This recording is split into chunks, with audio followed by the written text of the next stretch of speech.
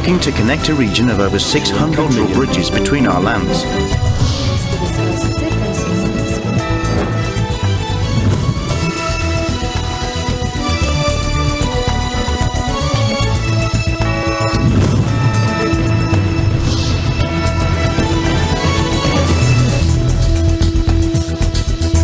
Good evening, I'm Alma Angeles, and you're watching ASEAN in Focus on tonight's headlines. A powerful earthquake measuring 7.1 on the magnitude scale struck Bali at the surrounding Indonesian islands today. This seismic event was followed by a series of aftershocks. In weather news, Pagasa has taken action. They've reinstated signal number 3 in the extreme northern Luzon region due to the re-intensification of Typhoon Goring. This weather phenomenon is even showing signs that it may escalate to signal number 4. The White House has announced a significant diplomatic endeavor. U.S. President Joe Biden is scheduled to embark on a visit to Vietnam on September 10th. During this high-stakes trip, President Biden will engage in crucial discussions with leader Nguyen Phu Trong, and these pivotal conversations will take place in Hanoi, the capital city. The visit is a significant diplomatic move and will be the first time a U.S. president has visited Vietnam since 2016. Thailand's Kunlavut Vitidsorn won the men's singles world championship in an epic final against Japan's Kodai Naruwaka. The match lasted 109 minutes, making it one of the longest men's singles matches ever played at the World Championships. Throughout the match, Vitidsorn's dedication was palpable as he went to great lengths, including wiping blood off the court to keep the shuttle in play during extended rallies.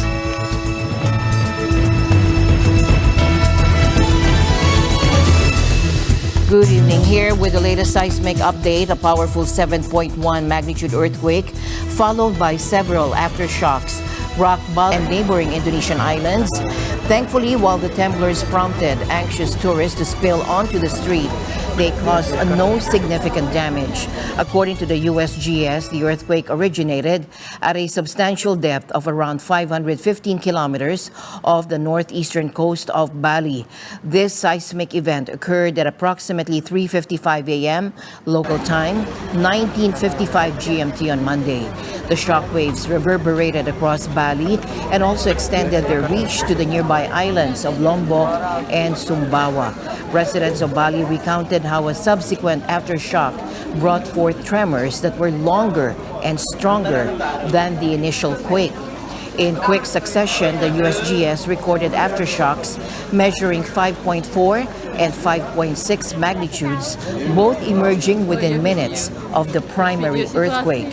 As a precautionary measure, hotels swiftly evacuated their guests while staff members scoured beaches for any indications of a potential tsunami threat.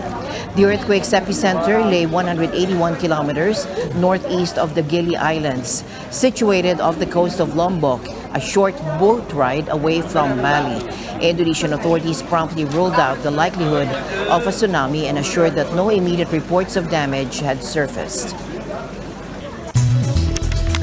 In weather news, Pagasa has announced that signal number 3 has been reinstated in extreme northern Luzon as Typhoon Goring has demonstrated signs of re-intensification with the possibility of even reaching signal number 4.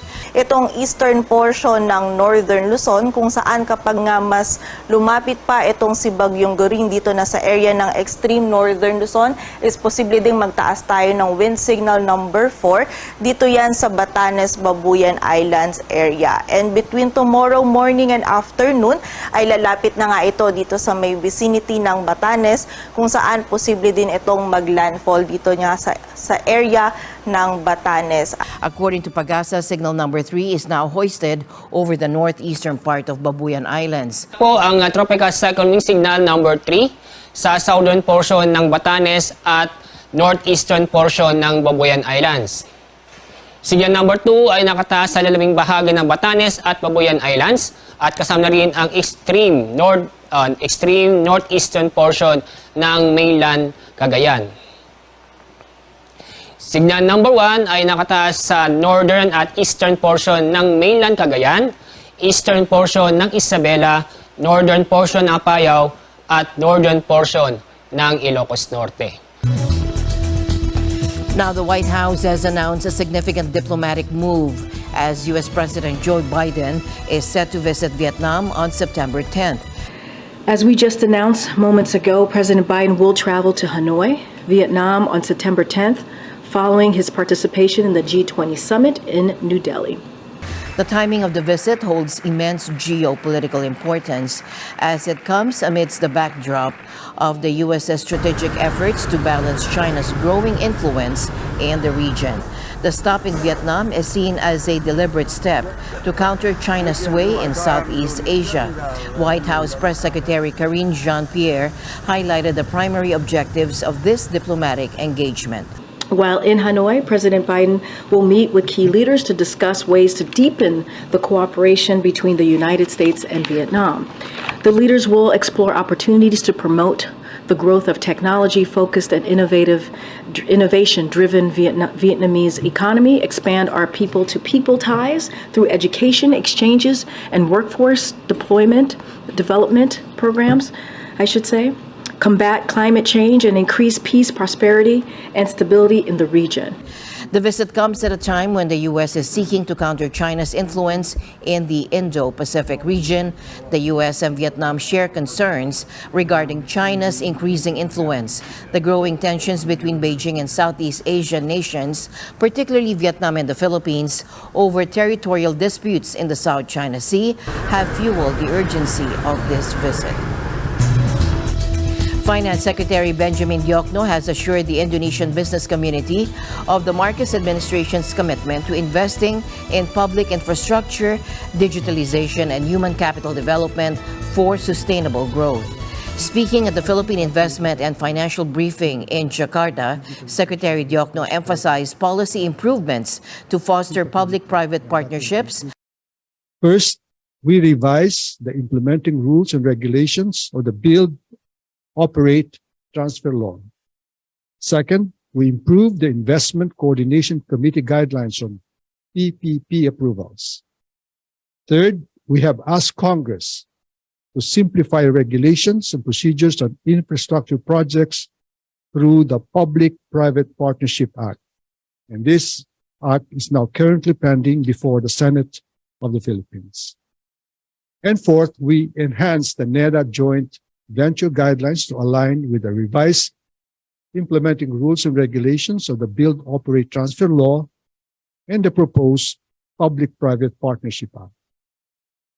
All these comprehensive reforms in our PPP system have resulted in a more unified framework for investors and has made possible the speedy and efficient approval of projects are directed towards emerging technologies including AI, nanotechnology, biotechnology, advanced digital production technologies, and innovation, support facilities, including space-related infrastructure. Finance ministers from across ASEAN have pledged to increase support for micro, small, and medium enterprises, or MISMIS, with Philippines Finance Secretary Benjamin Diokno stressing the need for collaboration within the bloc to address the region's post-pandemic recovery. In a joint declaration following the 6th ASEAN Inclusive Business Summit held in Bali, the ministers acknowledged the pivotal role of MISMIS as the backbone of the ASEAN economy. They also called for the promotion of a freer flow of goods, services, and capital through various free trade agreements with external partners, thereby optimizing the supply chain. Diokno, who represented the Philippines at the summit, said that ASEAN member states should focus on strengthening surveillance activities, fostering cooperation on macroeconomic policy, and enhancing regional financial safety nets to safeguard against external shocks. He also encouraged ASEAN member states to work in tandem to explore innovations in digital technology and pursue sustainable finance initiatives at the regional level to ensure a seamless transition towards a low-carbon future. Singapore's Prime Minister Lee Hsien Loong has just unveiled the game-changing Majula package during the National Day rally. This package is tailored to provide vital support for a unique group known as young seniors. We will introduce a package to help young seniors meet your retirement needs. Let's name it the Majula package. This will be for Singaporeans who are 50 and above this year, born in 1973 or earlier. It will benefit those with lower incomes and less wealth. The support will be tiered depending on your income and your CPF savings. The Majula package will help young seniors in their 50s and early 60s to meet your retirement needs. But besides young seniors, we also want to encourage older seniors to continue working for as long as you can. Hence, the Majula package also covers the Pioneer and Merdeka generations. The Majula package has three key components. First is the retirement savings bonus, a one-time CPF bonus of up to $1,500. It's aimed at boosting the retirement savings of those who haven't reached the $99,400 basic retirement sum, which is a 2023 value in their CPF accounts. And this benefit also extends to individuals such as homemakers who opted for family responsibilities over careers. Addressing healthcare concerns, the second element is the MediSave bonus, offering a substantial one-time amount of up to $1,000. And this component aims to alleviate healthcare-related financial pressures for these young seniors. Philippines and Japan reviewed their bilateral cooperation and signed a loan agreement for disaster recovery. The 14th Philippine-Japan High-Level Joint Committee meeting was held in Tokyo. Finance Secretary Benjamin Diokno led the Philippine delegation, while Special Advisor to the Prime Minister of Japan, Dr. Mori Masafumi, co-chaired the meeting.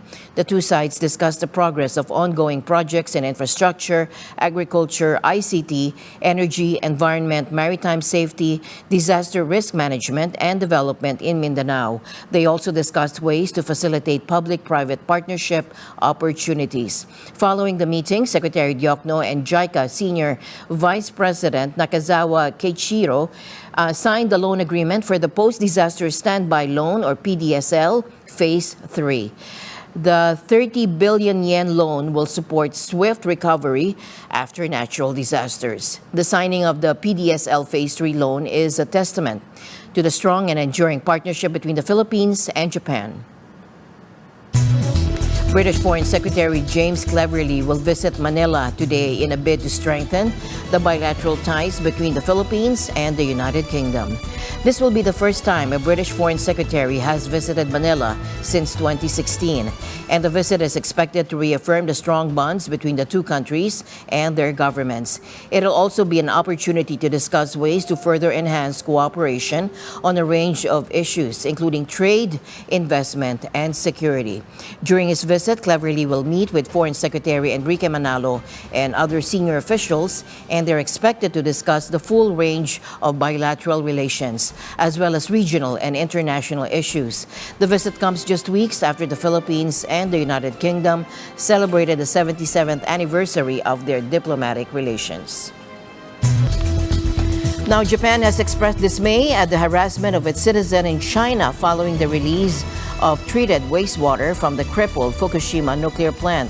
Japanese officials have called the situation extremely regrettable.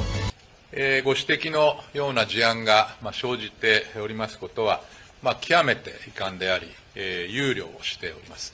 中国政府において、状況の深刻化防止のため、国民に冷静な行動を呼びかけるなど、適切な対応を早急に行うとともに、中国における在留邦人及び我が方高官等の安全確保に万全を期すること、ALPS処理水について科学的根拠に基づかない発信により、人々の不安をいたずらに高めるべきではなく、正確な情報を発信することを改めて強く求めたいと考えています。 China has responded to Japan and made clear its stern positions on Japan's so-called concerns and made serious démarches over the harassment of Chinese embassies and consulates in Japan. China has protected and ensured the safety and lawful rights of foreign nationals in China in accordance with the law. The Japanese government disregards the strong criticism and opposition of the international community and unilaterally started the discharge of nuclear contaminated water, and that is the root cause of the status quo. If Japan says it is science-based to discharge the water, then why are there still waves of protests within Japan? On this selfish and irresponsible wrongdoing of Japan, China and other stakeholders have the right and responsibility to take legitimate, reasonable, and necessary preventative measures to safeguard the safety of marine environment, food safety, and the health of the people. What Japan should do is to correct its wrongdoing immediately and stop discharging the nuclear contaminated water, rather than the contrary. China has taken a drastic step in response, imposing a comprehensive ban on seafood imports from Japan. The decision came just days after Japan began the controlled discharge of the wastewater into the Pacific Ocean. Both Tokyo and the United Nations nuclear watchdog have said that the operation is being carried out safely and responsibly. However, China has been skeptical of these assurances, and the move has further strained relations between the two countries. The tensions have also spilled over into the public sphere. Reports have emerged of Chinese citizens making prank calls to Japanese businesses and individuals using abusive and discriminatory language. And some of these calls have been posted on social media, where they've been viewed by tens of thousands of people. Japan's foreign ministry has advised its citizens in China to be cautious about their speech and actions. The ministry has also urged businesses to report any incidents of harassment to the authorities. The situation remains fluid and it's unclear how it will be resolved. However, it's clear that the release of the Fukushima wastewater has created a new source of tension between Japan and China. Local authorities in West Bandung Regency, West Java have declared a state of emergency following a raging fire that has been burning at the Sari Mukti's landfill since last week. The fire first broke out on August 19 and has so far burned about 15 hectares of the landfill. The cause of the fire is still under investigation, but local officials believe it may have been caused by a cigarette butt thrown by a trash picker. The fire has been difficult to extinguish due to the dry conditions and the large amount of flammable material at the landfill. Firefighters from regencies and municipalities around West Bandung have been working to contain the fire, but they've not been able to put it out completely. The smoke from the fire has affected residents living in the area, and authorities have evacuated residents from the vicinity of the landfill and have halted all activities at the site. The fire has also disrupted the disposal of waste from Bandung municipality.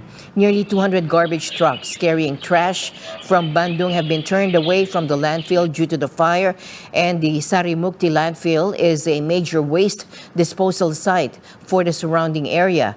It receives about 1,500 tons of waste per day from Bandung and other cities and municipalities. The fire is a major environmental and public health hazard. Authorities are now working to extinguish the fire as quickly as possible and to mitigate the impact on the surrounding community. Kami khawatir terhadap kesehatan siswa karena beda asap dari sampah itu beda sekali. Memang terasa oleh kami juga, terasanya itu agak pengap gitu ya, beda dengan asap-asap biasanya.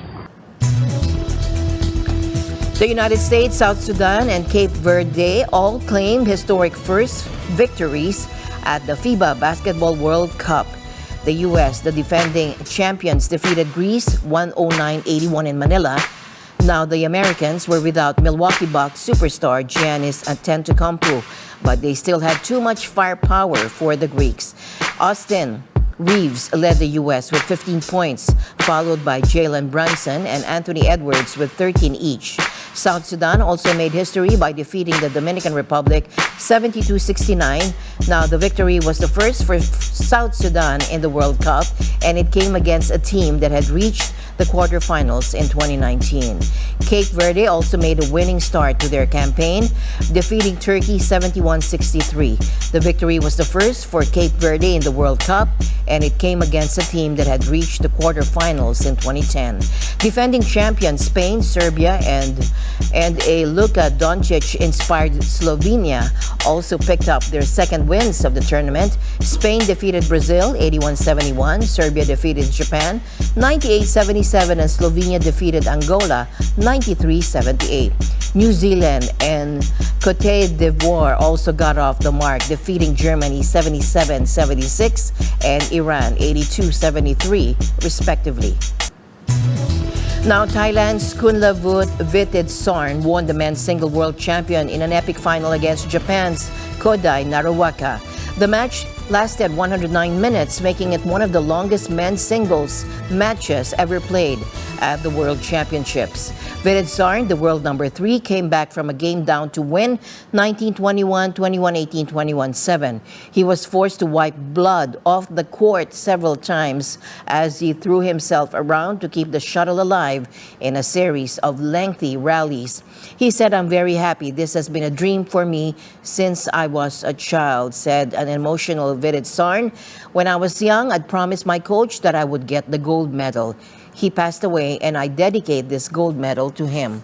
Vitidsorn is the first Thai to win the men's singles title at the World Championships. He had previously finished runner-up in 2022. As my usual habit, I'd like to end the day on a positive note. Let's encourage and build each other up so that no one is left behind. And that's it for tonight's broadcast. I'm Alma Angeles. Stay in the news because we live in extraordinary times. Good night.